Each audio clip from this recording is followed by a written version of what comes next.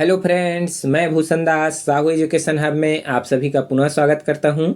जैसा कि आप सभी को पता होगा कि मैं अभी आप सभी के लिए महत्वपूर्ण हिंदी का सीरीज लेकर के आ रहा हूं। तो चलिए फ्रेंड्स, आज का पहला क्वेश्चन देखते हैं।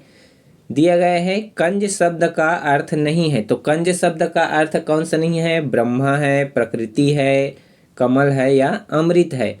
तो नहीं है आपको बताना है। तो इसका करेक्ट आंसर क्या होगा? ऑप्शन नंबर किसके साथ जाएंगे? बी के साथ। प्रकृति कंज शब्द का अर्थ नहीं है। बाकी ये तीनों दिया गया है, ब्रह्म, कमल और अमृत, ये जो है कंज शब्द का अर्थ है। बाकी प्रकृति जो है नहीं है, इसको याद रखिएगा। नेक्स्ट क्वेश्चन दिया गया है, निम्नांकित में कौन सा शब्द चैत्य शब्द का एक अर्थ है? तो चैत्य शब्द का अर्थ आपको बताना है। ज्ञान है, हिंदी पंचांग का पहला महीना है, पीपल है जो चेतना या ध्यान का विषय हो, उससे चैत्य कहते हैं। तो कौन सा इसका करेक्ट आंसर होगा? कौन सा चैत्य का अर्थ बता रहा है? तो इसका करेक्ट आंसर क्या होगा? हिंदी पंचांग का पहला महीना। अभी चैत्य नवरात्रि होता है और एक कुंवार नवरात्रि होता है। तो आपको यही याद रखना है, चैत्य और कुंवार नवरात्रि। तो हिंदी पंचांग का पहला महीना इसका करेक्ट आंसर होगा। चलिए फ्रेंड्स, अगले क्वेश्चन पर चलते हैं। निम्नांकित में दिवा शब्द का विलोम शब्द है। तो दिवा शब्द का विलोम क्या होगा? रात्रि होगा, छाया होगा, विकीर्ण होगा या तिक्त होगा? तो पहले तो आपको दिवा शब्द का अर्थ पता रहना चाहिए। तो दिवा मतलब दिन होता है और इसका विलोम पूछा गया है। तो इसका करेक्ट आंसर क्या होगा? ऑप्शन नंबर ए, रात्रि होगा। दिवा मतलब दिन, तो इसका विलोम रात्रि होगा। फ्रेंड, रात होगा, रजनी होगा। चलिए अगले क्वेश्चन पर चलते हैं। विधुदय का सही संधि विच्छेद है। तो विधुदय का सही संधि विच्छेद आपको बताना है।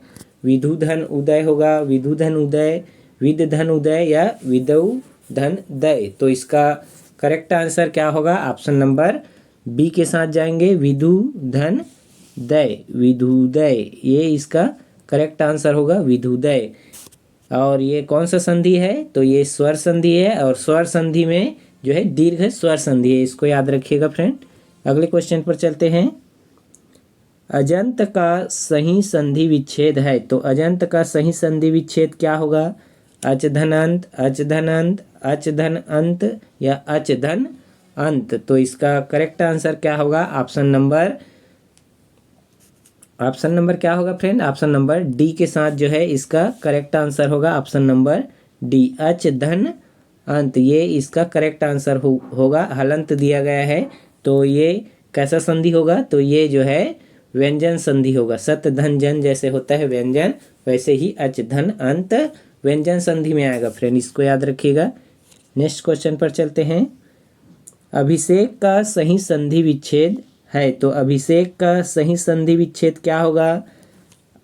ये चार ऑप्शन आपके स्क्रीन पर दिखाई दे रहे हैं। तो इसका करेक्ट आंसर क्या होगा? ऑप्शन नंबर सी के साथ जाएंगे। ऑप्शन नंबर सी में क्या दिया गया है फ्रेंड?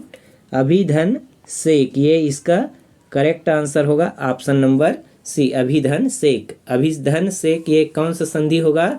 हमें कमेंट करके जरूर बताइएगा फ्रेंड, यह कौन सा संधि है। चलिए अगले क्वेश्चन पर चलते हैं। नेक्स्ट क्वेश्चन दिया गया है। इससे पहले यदि वीडियो में पहली बार आए हो तो हमारे चैनल को लाइक और सब्सक्राइब करके रख लीजिएगा फ्रेंड। इसमें सभी प्रतियोगी परीक्षाओं की तैयारी आपको पूर्ण रूप से कराया जाता है। तो चलिए फ्रेंड्स, क्वेश्चन देखते हैं। इनमें कौन सी विशेषता नहीं है? तो इनमें कौन सी विशेषता नहीं है आपको बताना है। संधि निरर्थक अक्षरों से सार्थक शब्द बनाती है। संधि में प्रायः शब्द का छोटा रूप हो जाता है। संधि का विच्छेद होता है। संधि में दो पदों का योग होता है। तो संधि के बारे में आपको बताना है, संधि की विशेषता नहीं है। तो इसका करेक्ट आंसर क्या होगा? ऑप्शन नंबर डी के साथ जाएंगे। संधि जो है, संधि में दो पदों का योग होता है, ये जो है इसका विशेषता नहीं है। बाकी ये तीनों दिया गया है, बाकी करेक्ट विशेषता बताया गया है। ये संधि में दो पदों का योग होता है, ये इसका अर्थ विशेषता नहीं है फ्रेंड। अगले क्वेश्चन पर चलते हैं। मुहावरे के संदर्भ में कौन सा कथन सही है? तो इसको मैं पहले ही वीडियो में आपको बता चुका हूँ। तो इसका करेक्ट आंसर क्या होगा? ऑप्शन नंबर ए के साथ जाएंगे। मुहावरा क्या होता है? मुहावरा एक वाक्यांश है, इसको याद रखिएगा। नेक्स्ट क्वेश्चन दिया गया है, गिरोह शब्द निम्नलिखित में से किस वर्ग में आएगा? तो गिरोह कैसा आएगा, कौन से शब्द में आएगा? तो जातिवाचक में आएगा, समूहवाचक, व्यक्तिवाचक या द्रव्यवाचक? तो गिरोह जो है ये समूहवाचक में आएंगे। गिरोह कोई भी चोर गिरोह होता है, बाकी ये सब समूह में रहते हैं, तो गिरोह जो है समूहवाचक शब्द है, इसको याद रखिएगा। अगले क्वेश्चन पर चलते हैं।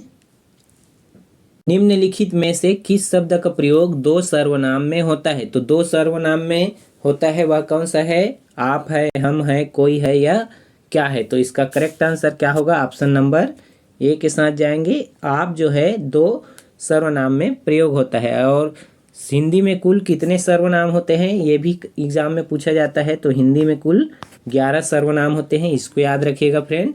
और प्रयोग के आधार पर सर्वनाम के कितने भेद होते हैं? तो 6 होते हैं, इसको याद रखिएगा फ्रेंड। और कौन कौन से होते हैं? तो पुरुषवाचक, निजवाचक, निश्चयवाचक, अनिश्चयवाचक, प्रश्नवाचक और संबंधवाचक, ये 6 प्रकार जो है सर्वनाम के होते हैं, इसको याद रखिएगा, एग्जाम में पूछा जाता है। नेक्स्ट क्वेश्चन पर चलते हैं। निम्नलिखित में से कौन सा वाक्य प्रविशेषण का उदाहरण है? और प्रविशेषण क्या है? तो प्रविशेषण हम उसे कहते हैं जो विशेषण की विशेषता बताते हैं, उसको हम प्रविशेषण कहते हैं। तो इसमें आपको बताना है, उसकी टोपी काली है, थोड़ा पानी ले आओ, वहाँ नुकीला पत्थर पड़ा था, छतरी बड़े साहसी होते हैं। तो इसका करेक्ट आंसर क्या होगा? Option number D. इसमें बताया गया है कि छतरी तो साहसी होते हैं हमको पता है, पर बड़े साहसी होते हैं, ये इसका प्रविशेषण कहलाएगा फ्रेंड। तो इसको याद रखिएगा। नेक्स्ट क्वेश्चन पर चलते हैं। जैसे साधु जो है ज्ञानी होते हैं, उसको हमको पता है, पर जो है हमें साधु बड़े ज्ञानी होते हैं, ये इसकी प्रविशेषण का उदाहरण होगा। नेक्स्ट क्वेश्चन दिया गया है, अंकित में कौन सा शब्द शुद्ध है? तो शुद्ध शब्द बताना है, आंसुओं, बाबुओं, सीधा साधा या सौजन्यता। तो इसका करेक्ट आंसर क्या होगा? ऑप्शन नंबर ए जो है शुद्ध है, और बाकी जो है तीनों जो है कहीं ना कहीं अशुद्ध है। बाबुओं में छोटे ऊ के मात्रा रहेगा ब में, और सीधा साधा ना हो के सीधा सादा होता है, और सौजन्यता ना हो के सौजन्य होता है, इसको याद रखिएगा। ये सब तीनों अशुद्ध है, आंसुओं जो है करेक्ट आंसर है। नेक्स्ट क्वेश्चन पर चलते हैं। निम्नलिखित में कौन सा शब्द वर्तनी की दृष्टि से शुद्ध है? तो कौन सा शुद्ध है? व्यंग है, बसंत है, द्वंद्व है या सदृश्य है? तो इसका करेक्ट आंसर क्या होगा?